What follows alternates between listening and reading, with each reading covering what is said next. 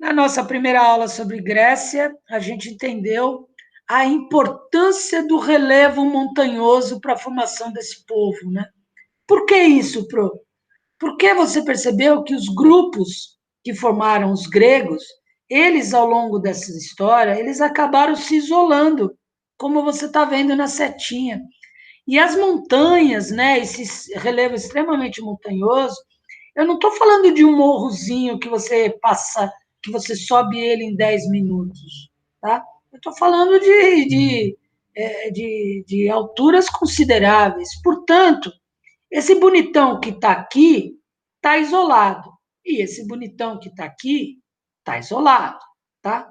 Agora, vamos nos preocupar agora com esse meninão que está aqui num vale. Isso aqui é um vale, né? Essa região entre duas montanhas grandes, ela é um vale. E quase sempre, crianças, os vales são férteis, como você pode ver no verdinho do território. Então você já percebe que o jeito que esse cara vive não é o mesmo jeito que esse cara vive, apesar desse cara ser grego, esse cara falar grego, esse cara falar grego, esse cara reza para Zeus, esse cara reza para Zeus, mas a forma como se administra já é diferente, já começa daí. Agora, se você olhar para o território desse menininho, que você já sabe que é um espartano, ou que vive em Esparta, você vai ver que esse território do menininho, numa primeira vista, você pode achar até que é um território que ele está protegido no território, né? Que ele está escondido. Mas, na verdade, crianças, é o contrário. Quando eu estou aqui no vale, eu estou num território extremamente vulnerável. O que é vulnerável? Qualquer um pode vir aqui de cima e quando eu perceber, o rival já está me atacando. Sempre foi assim. Então, o que os espartanos discutiram desde o começo da sua história como espartanos, como Esparta? Que eles deveriam ter uma educação, que eles deveriam ter um jeito de viver que proporcionasse defesa desse território. Por isso, Esparta vai abraçar, olha aqui, ó, o militarismo, certo? Eles serão educados para a guerra. Eles serão gregos, eles serão espartanos, mas eles se voltarão sempre para a ideia da guerra. Essa é a visão espartana. E como que nasce essa visão? Como é que nasce esse ideário, essa ideia de educação para a guerra? Essa visão nasce de um território que é vulnerável, de um território que pode ser invadido e quando você se der conta, já todo mundo se ferrou. Tudo bem? Tá? Então, o território faz com que o espartano comece a se definir espartano. Então, olha lá, é um vale, tem terras férteis? Qual é a economia? É a agricultura. Você está meio escondido, mas você está desprotegido, na verdade? Como é que vai ser o espartano desde o começo? Vai ser uma educação militar, vai ser uma educação para a guerra. Eu vou formar meninos guerreiros, eu vou formar espartanos guerreiros, tá? Agora, eu não sei se você está prestando muita atenção, mas eu estou usando o termo espartanos, que para você, é normal, né? Está em Esparta, é espartano. Mas, criança, tem particularidades. Dá uma olhada aqui, ó. Lá em Esparta, você tem uma divisão social muito ferrada. Você tem, no topo da pirâmide, 10 mil espartanos. Espartano e espartana. Certo? Esses caras têm todos os direitos, esses caras são todos iguais, as mulheres são respeitadas, as mulheres espartanas, certo? E são os espartanos que têm essa educação para a guerra. São eles que vão formar esse exército que vai ser maravilhoso nessa época. Agora, alguém tem que trabalhar em Esparta, né? Alguém tem que plantar em Esparta. Quem é esse alguém?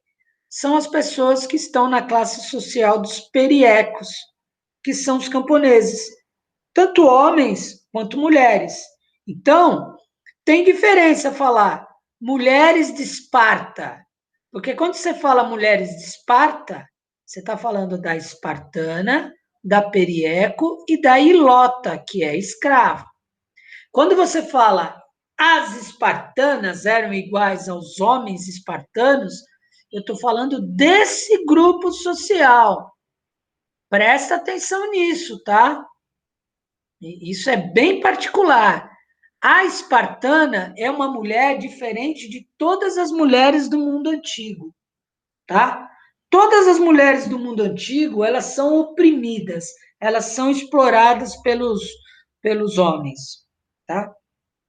As espartanas não. Olha a diferença, tá? Então tem diferença falar mulheres de Esparta e falar espartanas. Tá? Toma cuidado com esses detalhezinhos, né, na utilização da palavra. Agora, por que eu fiz esse parênteses? Porque essa educação para a guerra é uma escola específica, tá? É um lugar específico. Então, o que acontece? Você, menino espartano, portanto, não estou falando do perieco, não estou falando do ilota, estou falando só do espartano, que é a minoria da população, e isso você sabe melhor do que eu, certo? Esse menino, tá? A menina não, já vou falar dela, mas o menino, aos 7 anos de idade, ele é tirado da família e levado pelo Estado para essa escola, para o Agogê. E no Agogê ele vai ser educado para a guerra. Só que o que quer o espartano? O espartano quer a perfeição. Então, se esse menino no Agogê for fraquinho ou morrer no Agogê, aliás, o moleque morrer no Agogê é a coisa mais normal do mundo. Essa violência ela é incentivada pelos professores, entendeu? Então o bicho pega no Agogê, tá? Você é punido, você leva chicotada, você apanha do amigo, apanha do professor, você passa fome, você passa frio. Mas qual é a intenção disso? Transformar você no guerreiro mais poderoso que existia na Terra. Tudo bem? E por que eu botei 300 aqui? Uai, você já deve ter visto o filme 300, né? O primeiro, não o 300 Ascensão do Império, que é uma porcaria. Tá? O que só se chama 300 conta a história de Leônidas e seus homens na guerra contra a Pérsia. Tá? E aí mostra essa coisa do Agogê, tá? O moleque treinando, tá? A educação para a guerra, a violência, né? O moleque dando pau no coleguinha, porque aí era o moleque ou o coleguinha, só um dos dois ia sair vivo da sala, tá? E qual é essa ideia? Criar o guerreiro perfeito. Só que crianças, né? Nem todo mundo nasce perfeito, né? Por exemplo, o professor tinha e tem 2 orelhas gigantescas e uma cabeça do tamanho de uma melancia, né? Coitada da minha mãe, tá?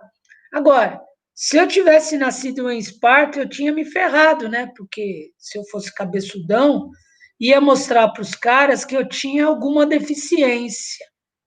Então, olha a crueldade do militarismo espartano. Se você tem alguma deficiência, você será morto pela mãe. E se a mãe não te matar, criança, a mãe morre junto com você. É um ritual, é uma cerimônia. E por que há essa preocupação? Porque na sociedade, entre os espartanos, a discussão, o trabalho é sobre sermos perfeitos. Eu quero, os espartanos são perfeitos. Só que aí tem um detalhe também que é interessante, por isso que a espartana é diferente das outras mulheres. A espartana, ela não vai para o agogê, tá? O agogê é só para meninos.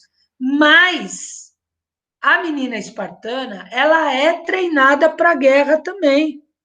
Sabia disso? E muito bem treinada. Tipo assim, se a Pérsia tivesse derrotado lá, vencido, invadido a Grécia e chegasse em Esparta, Esparta seria defendida por suas mulheres espartanas. Elas lutariam até o final, tá? Esse é outro ideário que eu esqueci de botar aqui na setinha, né?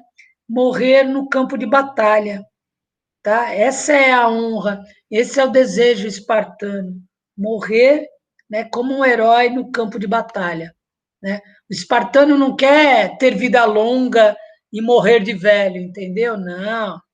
O orgulho do espartano é morrer no campo de batalha, tá? É morrer como um guerreiro.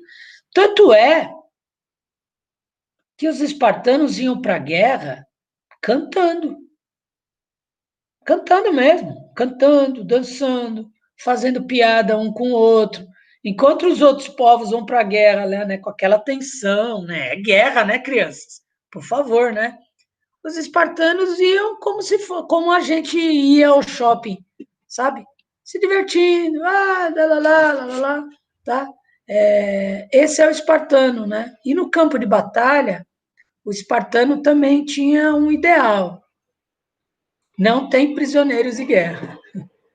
Os espartanos matam todos, tá? Como diz no filme 300, não tem perdão, não tem misericórdia. Os caras cortam todo mundo, tá? Então, os espartanos, tá vendo?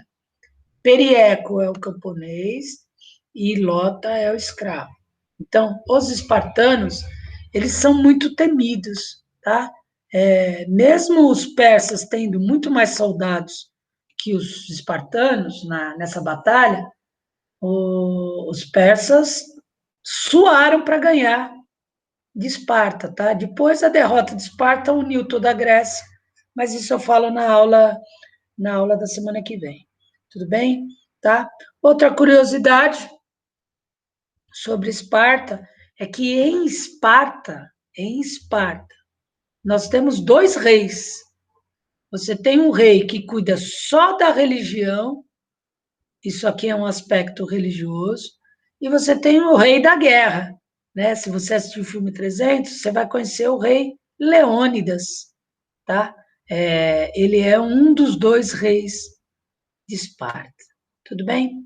Isso é o espartano, tá?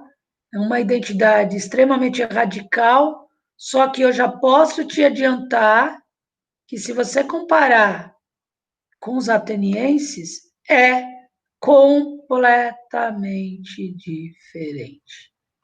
Beleza? Completamente diferente. Mas, professor, espartano é grego? Muito bem. O espartano fala grego? Muito bem. O espartano reza para Zeus? Pode ser, são 12 deuses, né? O Monte do Olimpo, Monte Olimpo, né? Que fala. Pode rezar para qualquer um deles aí. Né? Na verdade, os espartanos, eles adoravam o Hércules. Hércules é um semideus, né? Que é o filho de Deus com uma mortal. Era o Hércules, viu, Hércules? Tudo bem? Certinho, crianças?